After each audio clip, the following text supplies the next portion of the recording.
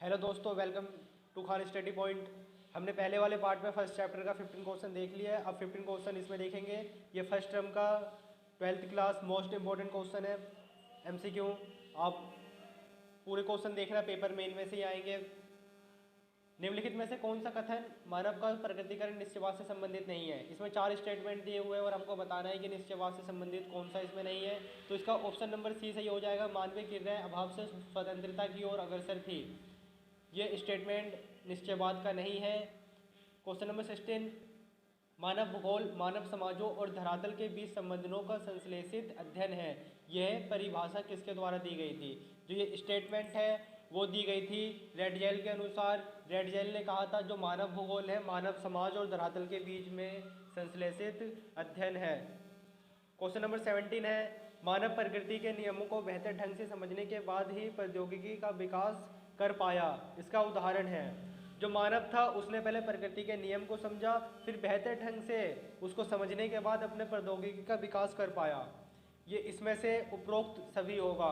वायु के गति का नियम, वायु गति का नियम ये भूगोल ये प्रकृति को समझने के बाद हुआ। डीएनए तथा आनुवांशिकी के रहस्यों की समझ भी उसको प्रकृति को समझने के बाद आई। घर्षण तथा ऊष्मा की संकल्पना मतलब कि आग की खोज भी उसको प्रकृति को समझने के बाद आई। तो इसका ऑप्शन नंबर डी सही हो जाएगा, उपरोक्त सभी। क्वेश्चन नंबर 18 है, निम्नलिखित में से किस भूगोलकर्ता का संबंध संभववाद से है। संभववाद विचारधारा इनमें से किसने दिया था वो आपको बताना है। तो इसका विडाल डी ला ब्लास ने संभववाद विचारधारा दिया था। क्वेश्चन नंबर 19 है, निम्नलिखित में से कौन सा मानव भूगोल का उपागम नहीं है। इसमें आपको इसमें 4 ऑप्शन दिए हुए हैं आपके पास और बताना है कि निम्नलिखित में से कौन मानव भूगोल का उपागम नहीं है। तो इसका ऑप्शन नंबर सी सही हो जाएगा, प्रकृति का मानवीकरण मानव भूगोल का उपागम नहीं है। क्वेश्चन नंबर 20, मनुष्य अपने विकास की आरंभिक अवस्था में प्रकृति के प्रकोप से डरता था और प्रकृति की सुनता था और उसकी पूजा करता था। यह कथन मानव भूगोल की किस विचारधारा से संबंधित है। तो इसका है निश्चयवाद विचारधारा। निश्चयवाद विचारधारा के अंतर्गत था कि मनुष्य अपने विकास के आरंभिक अवस्था में प्रकृति के प्रकोप से डरता था, प्रकृति के नियम वो प्रकृति की बातें सुना करता था और उसकी पूजा किया करता था। ये निश्चयवाद विचारधारा के अंतर्गत आता है। तो ऑप्शन नंबर सी सही हो जाएगा, निश्चयवाद विचारधारा। क्वेश्चन नंबर 21 है, आरंभिक उपनिवेशिक युग में भूगोल का कौन सा उपागम प्रचलित था। जो आरंभिक उपनिवेशिक युग चल रहा था उसके अंतर्गत भूगोल का कौन सा उपागम सबसे ज़्यादा प्रचलित था। तो ऑप्शन नंबर बी सही हो जाएगा, अन्वेषण और विवरण आरंभिक उपनिवेश युग में भूगोल का उपागम प्रचलित था। क्वेश्चन नंबर 22, निम्नलिखित में से कौन सी शाखा मानव भूगोल की शाखा से संबंधित नहीं है। इसमें 4 आपको ऑप्शन दिए हुए हैं और आपको बताना है कि मानव भूगोल इसमें से कौन सी शाखा मानव भूगोल की शाखा से संबंधित नहीं है। तो ऑप्शन नंबर डी सही हो जाएगा, समुद्र विज्ञान मानव भूगोल की शाखा से संबंधित नहीं है। बाकी जनसंख्या भूगोल, नगरीय भूगोल, आवास भूगोल ये तीनों मानव भूगोल से संबंधित है। क्वेश्चन नंबर 23, भूगोल में उत्तर आधुनिकवाद की समय अवधि है। जो भूगोल में उत्तर आधुनिकवाद का समय है वो 1990 का दशक है। 1990 के दशक को आधुनिकवाद का समय कहा जाता है। क्वेश्चन नंबर 20, निम्नलिखित में से किस उपागम में कंप्यूटर और सांख्यिकी विधियों का प्रयोग किया जाता है। आपको 4 को ऑप्शन दिए हुए हैं और आपको बताना है कि किस उपागम में कंप्यूटर और सांख्यिकी विधियों का प्रयोग किया जाता है। तो इसका ऑप्शन नंबर सी सही हो जाएगा, स्थानिक संगठन में सांख्यिकी विधियों और कंप्यूटर विधियों का प्रयोग किया जाता है। क्वेश्चन नंबर 25, एक प्रदेश अन्य प्रदेशों से किस प्रकार भिन्न है और क्यों भिन्न है, यह समझने के लिए कौन सा उपागम प्रसिद्ध है।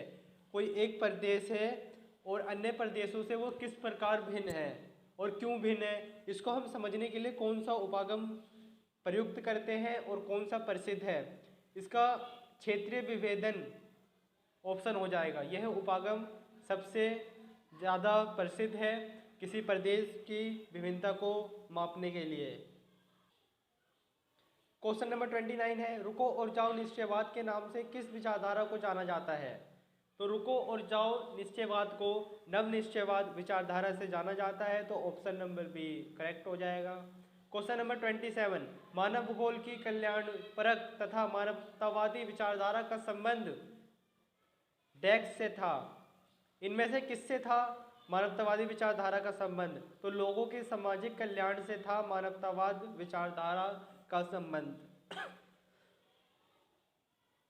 क्वेश्चन नंबर 28 हो जाएगा, मानव भूगोल की अमूलवादी को रेडिकल कहा जाता है, विचारधारा ने डेक्स के सिद्धांत का उपयोग किया।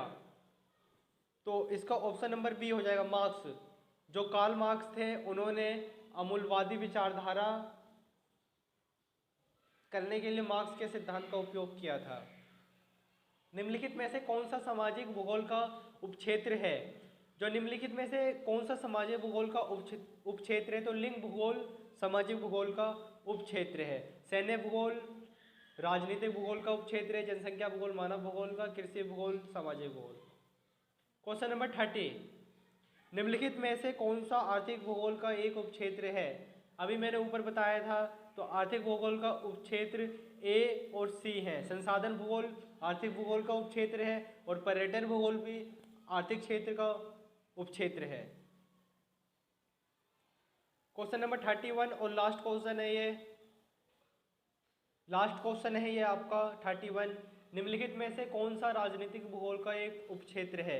राजनीतिक भूगोल का उपक्षेत्र निर्वाचन भूगोल है।